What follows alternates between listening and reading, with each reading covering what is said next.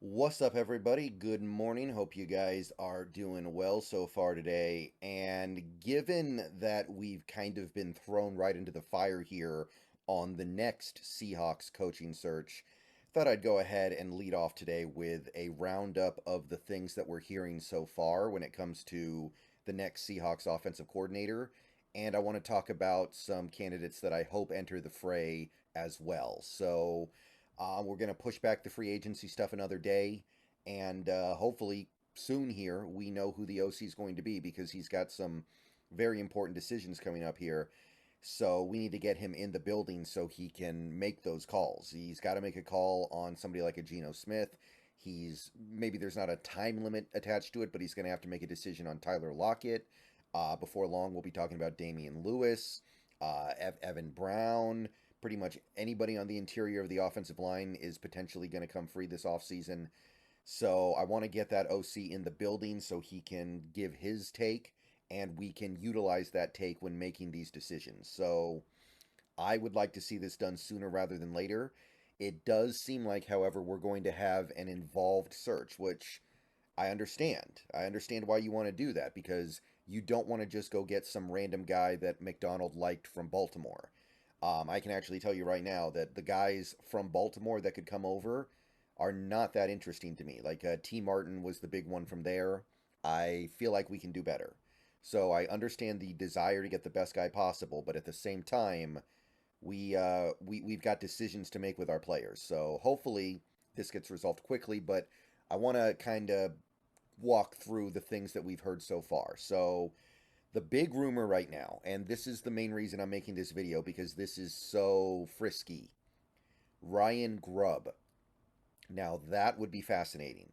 So for those of you who aren't familiar with Ryan Grubb, because you are not a Huskies fan or you don't follow college football or whatever, Ryan Grubb has been a coach under Kalen DeBoer for quite some time now and was the assistant head coach slash offensive coordinator slash quarterback coach for the last 2 years in Washington under Kalen DeBoer and is largely credited for the phenomenal offensive output of the Washington Huskies the last 2 seasons. So Ryan Grubb, who followed Kalen DeBoer to Alabama and looked like he was going to settle in there underneath DeBoer the same way he was in Washington, it now looks like he may be coming back to Washington to take a slightly different job with the professional football team. So that's interesting. Ryan Grubb, I mean, the resume is basically he's been following DeBoer around. He was gonna be at Alabama, but he literally just got there, so he hasn't done anything there yet. He was at Washington for 2 years, spent several years at Fresno State, various roles: offensive line coach, assistant head coach, OC, QB coach. Was at Sioux Fall, which I believe DeBoer was there at that time as well. And yeah, basically he's just been mostly attached to DeBoer his whole career. So that is the most fascinating rumor as of right now. And I like the fact that we're thinking about this. That tells me that Mike McDonald is willing to do things unconventionally and do things creatively and go for broke. I'm not against Ryan Grubb. If we got Ryan Grubb as OC, I could definitely see the upside. However, this is a college hire, and those tend to be a little more risky than the NFL hires. Ryan Grubb is somebody who has never coached in the NFL in any capacity. He's been a play caller because he was calling plays for Washington, and I think he was also calling plays for Fresno State, so that's great. That's awesome. But it was in college. Things are very different in the NFL, and that's a risk. There is definitely a risk involved with bringing somebody like Ryan Grubb in.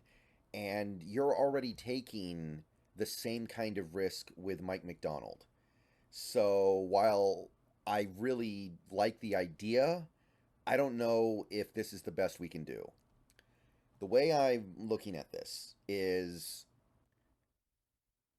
I'm thinking about how a presidential ticket gets put together, and follow me through on this one.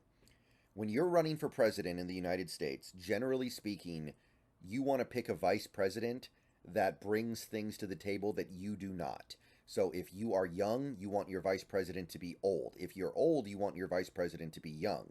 If you're establishment, you want your vice president to be an outsider. If you're an outsider, you want your vice president to be establishment. So that's kind of what I feel like when it comes to this OC hire.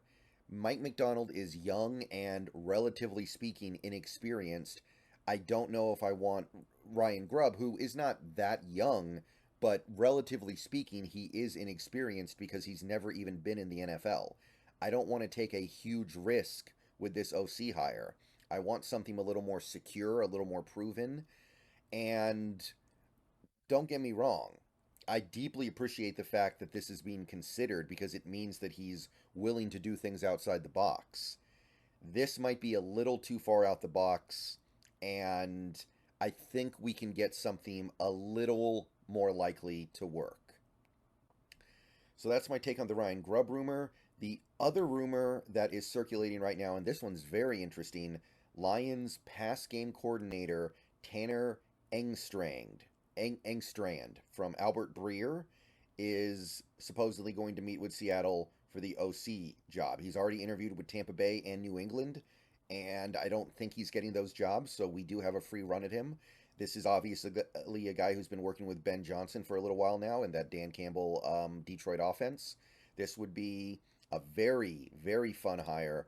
You take a look at what he's been doing. Basically everything before 2020 shouldn't even really be qualified. He had some very minor roles. Well, not all minor roles, but with like the San Diego. I believe this is San Diego State Aztecs that he was at for quite some time.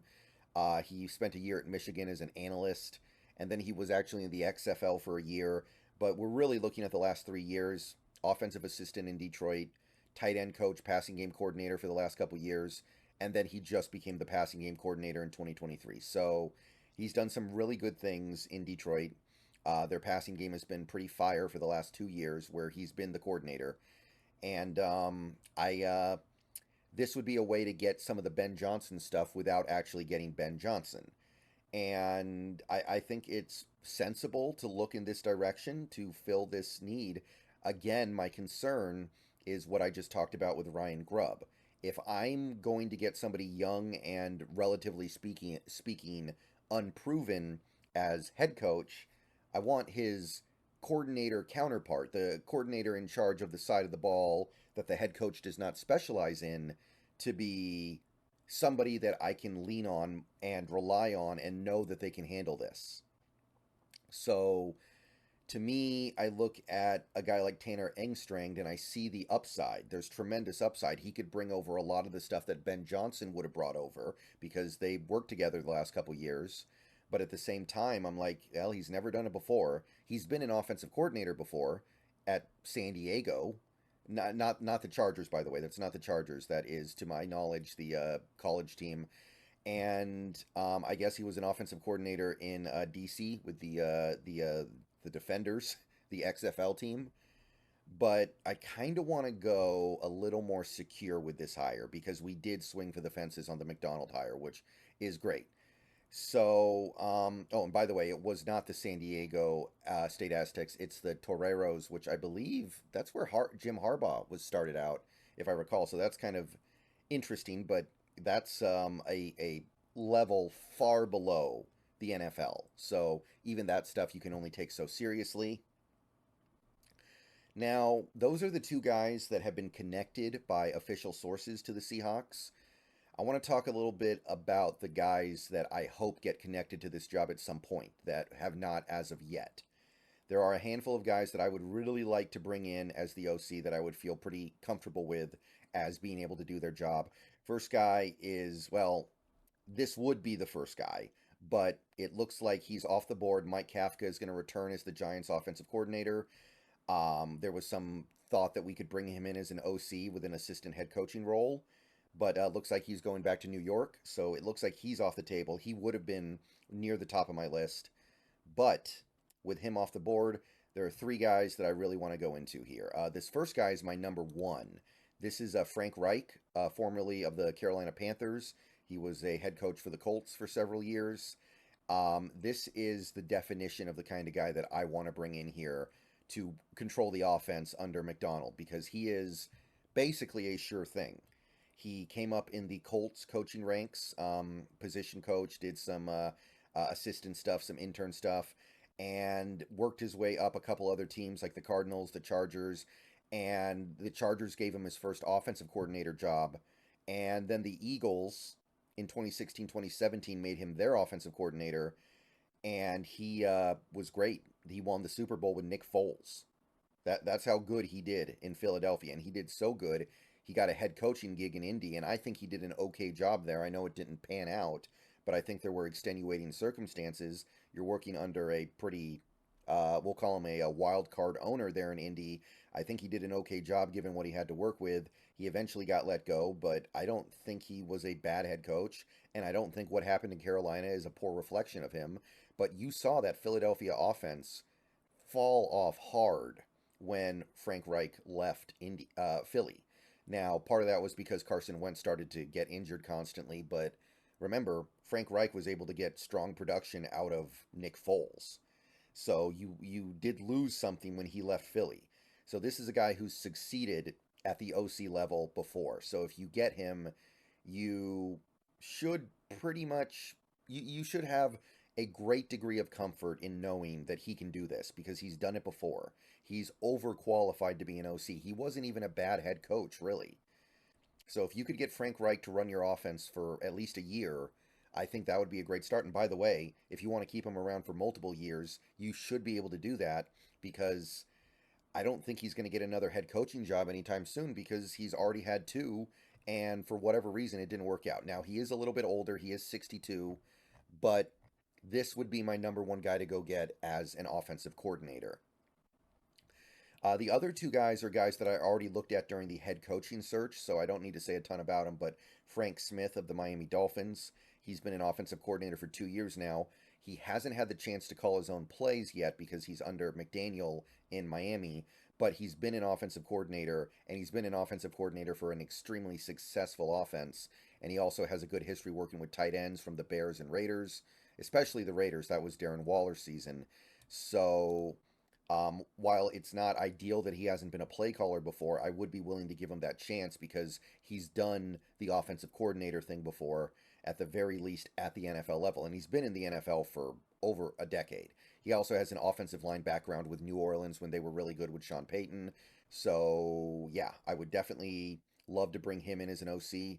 And the last guy I want to go into here is another guy that I looked at as as a potential head coach, Eric Bieniemy of the Washington Commanders, but he made his name in the Chiefs under Andy Reid. He was the running back coach for several years. Then he was their offensive coordinator. And then last year, he finally got a chance to call plays with Washington as the assistant head coach and offensive coordinator. Now, it went very badly, which is why I'm sure he's going to be let go, no problem. But he didn't have a ton to work with. He didn't have a real quarterback. So I don't know if we can hold that against him. His track record of success in Kansas City working with Mahomes was really, really strong. Obviously, that's mostly Andy Reid, but you've got to believe that Bieniemy picked up something good from there. And again, this is another guy with NFL offensive coordinator experience. That's what I'm looking for. I want somebody proven. That's what I want to do with this hire. If we want to swing for the fences with a guy like Ryan Grubb or Engstrand, fine. I can get behind it. I can see the benefit. But I don't want to get somebody who ends up proving that they can't do it when that's what I'm already doing at head coach. And don't misinterpret my words. I love Mike Macdonald. I think he's going to be awesome for us. But I'm aware of the fact that he hasn't been a head coach in the NFL before. This is his first time doing it. He might not be able to handle it. So I want an OC that I know for a fact is going to get the job done. And that's why I favor a guy like Frank Reich. And I'm hoping that we at least look at him at some point. Probably a couple other guys out there, but those are the guys I want to highlight for now. Real quick, the defensive coordinator thing, I don't care nearly as much about that. I'd love to get Anthony Weaver from Baltimore since it looks like he'll be available. But I just want to get somebody Mike Macdonald is familiar with and comfortable with, and I'm good. So I don't really have a strong preference there. Whoever Macdonald brings in is fine by me on the DC side. All right, more videos coming later. See you guys later. Go Hawks. Going to be live on Twitch early today. Hope to see you there.